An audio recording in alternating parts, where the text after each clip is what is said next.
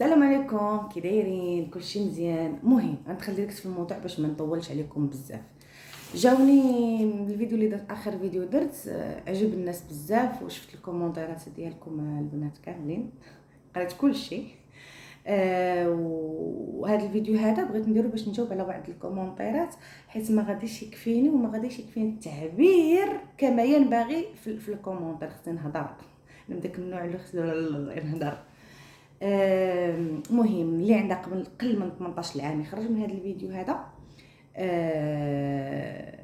موضوع شويه حساس، وبغيتكم تبقوا معايا حتى لاخر الفيديو حيت موضوع مهم بزاف. اخر فيديو يعني واحد التعليق جد مهم، وكما قلت لكم قل من 18 سنه يخرج من الفيديو. ما علينا، غنقرا لكم اول كومونتير. دايره في السميه. الحمد لله اختي وفاء، انا راجلي معايا مزيان ومهلي فيا، ومي ما كنحملش مو، هي ما مزياناش، ما كنحملها، ما كنحملش حتى نشوف فيها، كتحرشوا عليا دابا كيفاش نتعامل معاها. اختي انت مزوجه بالراجل ولا مزوجه بمو؟ جاوب على هذا السؤال بينك وبين راسك. اختي كيفاش انت بغيتي الراجل بلا مو؟ انت ياخذوك بلا موك. شوفوا البنات، خصوصا البنات ديال التيك توك كيعرفوني مزيان، عارفيني نسمع كلام اللي بكيك ولا كلام اللي يضحكك. البنات شوفوا، انا كنهضر معكم دابا بحال اختكم، واخا تقبلوا مني الهضره بحال شي اختك كتهضر معاك.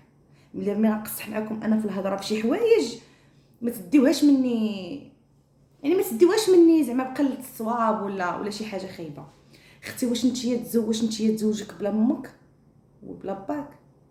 راه شوفي، ما كايناش، ماشي ما كاينين، ولكن قلال بزاف، ولكن اغلبيه عندهم مشاكل مع عكيزاتهم. ولكن اجي نقول لك، انا الا كنت كنبغي راجلي، وراجلي كما كتقولي مهلي فيا ومزيان معاك، فعلى هذيك انه مهلي فيك ومزيان معاك وتيبغيك وكتبغيه، راه واخا تكون مو خايبه، ما تنسيش ان هذيك مو هي اللي كبراتو لذاك اللاج باش وصلاتو ليك باش انت تزوجي به.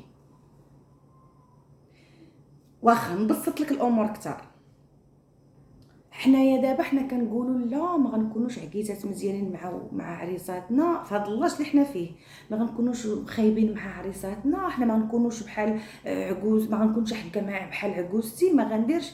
ولكن على فكره حتى عجوزتك ملي كانت في اللاج ديالنا كانت كتقول نفس الهضره. فاحنا الدنيا اليوم قايلين حاجه، ولكن غد ما عارفين شنو غيكون، حنا ما عارفينش كيفاش غنكونوا مع عريساتنا، ما عارفينش كيفاش غنكونوا مع نسابنا. فالدنيا كدور صاحبتي، ركزي معايا، الدنيا كدور، ما عارفينش، يطول الله في العمر.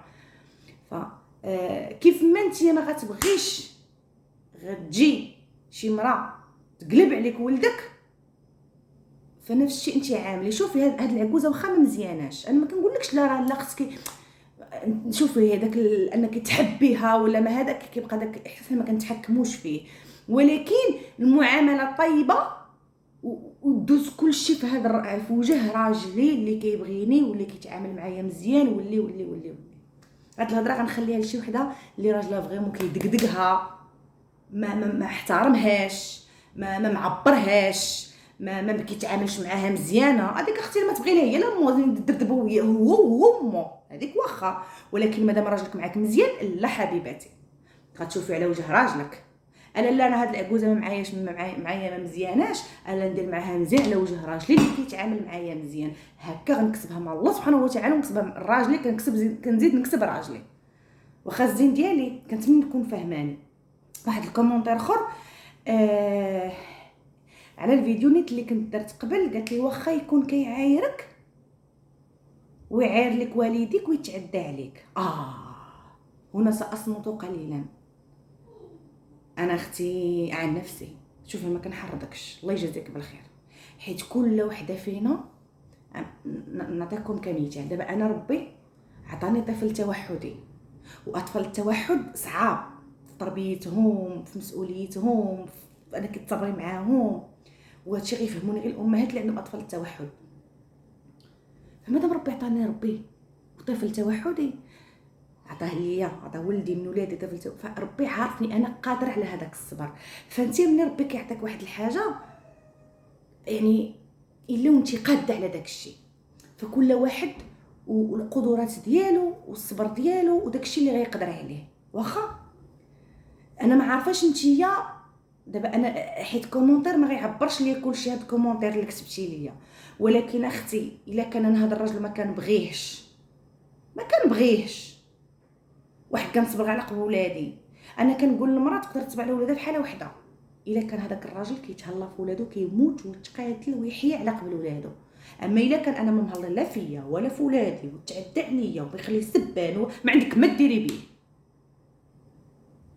واخا الله يجازيكم بالخير راجلك الا كان اختي ما معاكش ما مزيانش معاك ومع ذلك صابره معاه، انا كنقول لكم في شرط واحد صبروا معاه، الا كان كيتعامل مع ولادك مزيان وكيموت على ولادو، حيت انتي صابره على قبل ولادك، ماشي انتي صابره على قبل ولادك وداك الراجل ما معبرش ولادو، ما كيصرف عليهم، ما عاطيهم اهتمام، ما عاطيهم حب، ما عاطيهم حتى حاجه.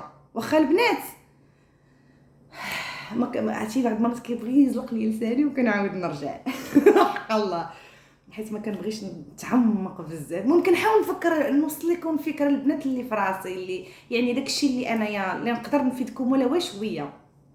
وكاين بعض الكومونتيرات كنشكر الكومونتيرات بزاف اللي كانوا نصائح من عندهم حتى هما وكيفاش كيهضروا، كنشكركم بزاف راه حيت غير انا كناخذ منكم طاقه زوينه. واخا واحد الكومونتير انا درت لكم غير 4 كومونتيرات حيت ما قديتش البنات بزاف باش هكا ما نطولش عليكم الفيديو. هذا ثالث كومونتير، عافاكم خليك معايا حتى الكومونتير الاخر حيت مهم بزاف، الله يجازيكم بالخير. كومونتير اخر ما صراحه ما عرفتش سميه، انا اختي الديفو اللي فيها الا كان هو اللي غلط ما نعتذرش، خاصو هو اللي يعتذر، سينو واخا نبقى قاطعه الهضره معاه ما نعرفش شحال، خاصو هو اللي يعترف بالغلط ديالو. انا هكا من حقك ويلي هو غلط وانا اللي نعتذر، ولكن حاجه وحده اللي متفقاش معاك فيها هو نقطع الهضره، نقطعش الهضره، نهضر معاه في اطار الدار، ونقدر نقطع معاه مثلا ماشي الهضره، نقطع معاه الكلام الزوين، نهضر معاه بارده بحال هكا. ممكن نقطع الهضره ما متفقاش، حيت ديك القطعه ديال الهضره البنات كتكون بدايه طريق الفشل الحياه الزوجيه. يعني انت كنتي غاده في واحد الطريق مزيانه في العلاقه الزوجيه ديالك، شويه كتميلي للجهه الخايبه، قطعا الهضره كتدي لهذا المسار هذا، ما متفقاش معاك. وكاين عاوتاني واحد الحاجه اخرى عاوتاني، حيت اغلبيه الرجال منهم حتى انا راجلي بعض المرات ما كيعترفش الغلط ديالو، انا بعض المرات عادي جاري بيا العمل، ما نبقاوش نكذبوا على راسنا، عادي. انا في اغلب الوقت كنعترف بالغلط ديالي، ولكن بعض المرات كيكون راسك قاصح ما كتبغيش، ماشي ما كتبغيش، كتكوني مصره على داك الضد ديالنا حنا ديال كبشر، حنا كبشر الضد ديالنا ما نعترفوش. ولكن نقدر نعطيك انا واحد الحاجه اخرى، نقدر نجلس معاه نهضر معاه، فلان عقلتي ديك المره ملي غلطت جيت اعتذرت ليك، عقلتي اني درت كذا كذا كذا كذا جيت اعتذرت ليك، عقلتي تا ملي اعتذرت ليك، واش انت دابا يا حاسباتك انك ما غلطش؟ غيقول لك مثلا لا، واجي نتناقشوا، قنعني ونقنعك. نعم ولدي انا جايه البنات، انا جيت واجي نهضروا انا وياك، قنعني انك ما غلطش ونقنعك. شوف هكا نهضر معاه، شوف يمكن انت كلامك صواب ولكن يحتمل الخطا، ويمكن انا كلامي خطا يحتمل الصواب، اجي نهضر نخليه. شوف الراجل اللي ما شوف الا كان انا الراجل ما ماشي من داك النوع اللي كيعترف بالغلط ديالو، راه خصك تمشي مع مره جوج ثلاثه اربعه حتى كتعلميه هو اوتوماتيكمون يعترف بالغلط ديالو. ولكن اختي ما تقطعيش الهضره مع راجلك، خصوصا الا كنتي انت وياه الحب والغرام ومتفاهمين وكاين واحد الحب زوين بيناتكم، ما تضيعيش داك الحب، حيت مكثر ديك قطعه الهضره، هذيك قطعه الهضره وقطعه انت فهمتيني كيوصل واحد الطريق خايبه اللي غتقدر تندمي تقول لي يا ريت. شوف شتي كي كنت انا وراجلي كنا بخير، شنو اللي وصلنا لهاد الحاله؟ دابا انت هذيك قطعه الهضره بالنسبه لك راه عادي جدا، يعني ولكن راه هو السبب. يعني حاجه بسيطه انت بالنسبه لك هو راه حاجه كبيره في الواقع، يعني في الحياه ديالك كتاثر عليك. نتمنى نكون قنعتك. البنات اش بان لكم؟ كلامي مقنع؟ دخلت عليكم بوجه الله. الا ما قولوا لي لتحت باش كلامي مقنع الله يجازيكم بالخير. راح خصني نسالي الفيديو ونمشي عند ولدي. دابا غنوصلوا الكومونتير اللي مهم مهم مهم، حيت هذا الموضوع هذا ديجا هضر فيه في اللايفات في التيك توك، كان واحد النقاش مع العيالات في اللايف يعني على هذا الموضوع. وسبحان الله جاني في الكومونتير في اليوتيوب، واصلا كانوا طلبوا مني بنات ديال التيك توك، طلبوا مني قال لك وفاء والو دوينا على هذا الموضوع في اليوتيوب، بحال هاد المواضيع بغينا في اليوتيوب على ود هذا الشيء. انا قررت ندوي على هاد المواضيع. ولا كانت عندكم شي اسئله اخرى البنات وبغيتو ندير عليكم فيديوهات، اكيد على قد معرفتي، ما كنقولش انا واقع، ولكن غير قد معرفتي وخلاص. كتبوا لي في الكومونتير تحت البنات، بارطاجيو الفيديو، عافاكم اللي كتبغيني بارطاجي الفيديو. ما تديوش على ما نعساش حالتي حال. ما علينا. واحد الاخت هي فاتحه، ما بغيتش نقرا لك النيه، سميتها فاتحه ماشي ماما، حيت ماما ماشي ماما. حيت راه عندي العائله تبعاني. المهم قولوا لي شنو القول ديالكم في الراجل المغربي اللي كيقول خاص المراه هي اللي تجي وتطلب العلاقه الزوجيه ماشي راجل. واش عادي ولا غير انا اللي جاني هذا الشيء غريب؟ وملي قلت ليه راه المراه انثى وكتبغي تحس بالانوثه ديالها، قال لك المراه كيكون عندها عذر، وممكن تكون عندها عذر، ممكن تكون كتعيا مع الشغل طول النهار مع الدراري، ملي كتكون باغيه تطلب هي. واش هذا الشيء طبيعي في نظركم؟ نتوما جاوبوها في الكومونتير، انا نجاوبها بالفيديو. وقولوا لي نتوما خلص واش الراي ديالكم معايا. الوغ هو في الحياه العاديه هو الراجل هو اللي كيطلب العلاقه الزوجيه من المراه من مرته. ولكن واحد الحاجه اللي كيغلطوا فيها بزاف ديال النساء واللي تنتي غلطتي فيها اختي، هي ما فيها باس انك تنتي تطلبي العلاقه الزوجيه من راجلك. كيف ما انتيا باغا تحسي بالانوثه ديالك، فهو كيبغي يحس بالرجوله ديالو، انه فريمون هو كراجل مقنع مرته. فهمتي شنو باغا نوصل لك؟ يعني اكيد ما كنقولش ديما من المراه، ولكن مره كتكون من المراه، مره كتكون من الراجل. الله يجازيك بالخير. وهذا عادي جدا. وعلى فكره انا في الدين ديالنا تيقول لك الا الراجل طالب زوجته الفراش ومرته ما بغاتش، كتلعنها الملائكه. هذه حنا عارفينها ياك. ولكن اللي قليل احنا اللي ما عارفينش ان الا المراه طلبات الراجل الفراش الزوجي ورفض، كتلعنوا الملائكه. يعني شنو هو الموضوع؟ يعني شنو هو الميساج اللي باغا نوصل؟ ان كي مرا كي الراجل كيطلبوا العلاقه الزوجيه ماشي بالضروري ديما الراجل. وهذه القضيه هذه راه حتى هي راه كتاثر على العلاقه الزوجيه. علاش؟ انت باغا تحسي بانوثتك وراه كتحسي بانوثتك، ولكن هذا الراجل هذا امتى غيحس بانه فريمون ان هاد المراه مقدره وان فريمون راه باغي هذاك الراجل؟ شوف انا كنحاول نقلب على مصطلحات اللي هي كم عارفين بحكم السوشيال ميديا كلشي غيتفرج، كنبغي نوصل المصطلحات اللي زوين وغتكونوا فاهميني. خلاص البنات غتكونوا فاهميني.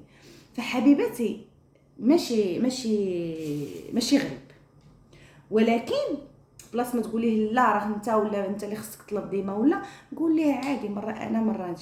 فشوفي بالنسبه للعيالات اللي عمرهم غتقولوا في ما كايناش، لا كاينه وكنعرفهم شخصيا على فكره، اقسم بالله حتى كنعرفهم شخصيا. وكتبوها لي البنات في اللايف تيك توك انهم جامي واخا تنزل الارض وتنطابق عمرها تطلب من راجل العلاقه الزوجيه من راجلها. كاينه. ونقول لك واحد الحاجه، هكا نهضر على الفئه اللي عمرهم ما طلبوا من رجالتهم. جربي ولو اول مره شوفي رده الزوج ديالك، جربي كيفاش غيكون راجلك معاك. جربي نتيا طلبي راجلك، دعيه طلبي العلاقه الزوجيه، جربي نتيا. علاش غريب؟ علاش حشومه؟ بغيت نعرف علاش انت ماشي بشر؟ علاه كنتي ما ربي ما خلقش فيك واحد الحاجه سميتها الرحم؟ علاش انت ما عندكش متطلبات اختي وصقه اول تمنيتك اخوتك انا غنقلب لكم الشعيبيه باينه. هاد في هذه بالضبط زي ما كنت كنقول لها خصني ضروري حيت باقي نعقل داك اللايف كان وصل اكثر من 1000 واحد، وكنا كنتناقشوا هذا الموضوع وقال لك وفا والو هضرينا عليه في اليوتيوب. ولكن في اللايف كتكون هضره كتجبد هضره كتجبد هضره فيكون نقاش طويل، فهنا كداكشي اللي كنتفكروا راه كنقولوا. فعلاه عاود هادشي كنقول لكم الا كانت شي حاجه كتبوا لي في الكومونتيرات البنات، قولوا لي عاوتاني هذا الفيديو كي جاكم، وكنتمنى انكم تبارطاجيو حيت فريمون كاين واحد قله الوعي عند لا عيالات ولا رجال. وفي العلاقات الزوجيه كاين شي لا هذه لا ولا انا ما اناش لا هو ولا لا هي لا. هاد القضيه هذه راه هي كتاثر على العلاقه الزوجيه، ويقدر كتنتهي بالخيانه. كيف ما سمعتي كتنتهي بالخيانه. كندويش على داك الناس اللي ديجا فيهم الخيانه في الدم وهذا كنضرب بوحدو هذاك، انا كندويها كاين شي حوايج اللي فريمون هادشي كيؤدي الله يسر الخيانه. فبالعكس اختي انا بالنسبه ليا عادي.